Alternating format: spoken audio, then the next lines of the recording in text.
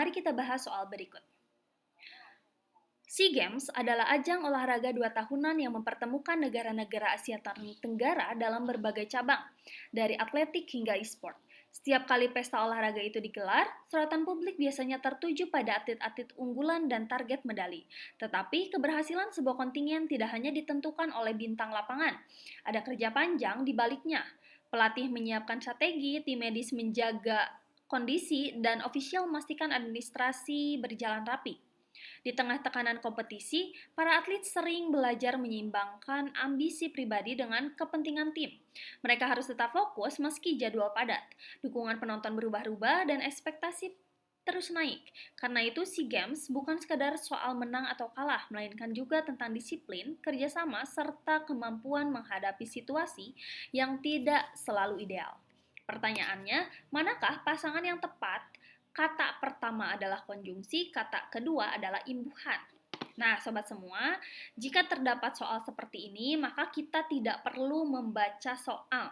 Artinya, kita cukup melakukan analisis opsi, kita cari yang kata pertamanya berupa konjungsi, kata keduanya berupa imbuhan.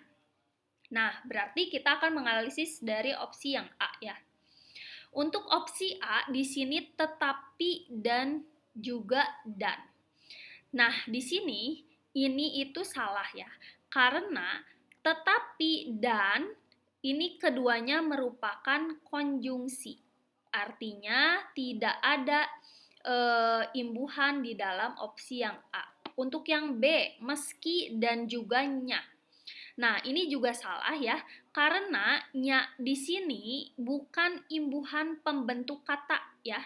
Jadi lebih tepatnya dia itu sebagai penanda kepemilikan atau rujukan. Jadi nya biasanya di sini digunakan untuk rujukan atau kepemilikan. Sehingga dia bukan merupakan imbuhan. Lalu yang C, karena dan juga ke. Ini juga jelas salah ya. Karena ke di sini sebetulnya ini betul ya, termasuk ke dalam imbuhan. Tetapi karena di sini itu juga termasuk ke dalam konjungsi ya sebetulnya. Tetapi untuk opsi C di sini kata ke-nya itu berdiri sendiri. Jadi dia itu tidak termasuk ke dalam imbuhan yang menempel kepada kata kerja seperti imbuhan yang lainnya. Contohnya bisa berdiri sendiri itu misalkan ke sekolah. Nah, artinya ke di sini dia tidak berperan sebagai imbuhan yang utuh ya, karena dia itu bisa berdiri sendiri. Jadi opsi yang C ini kurang tepat.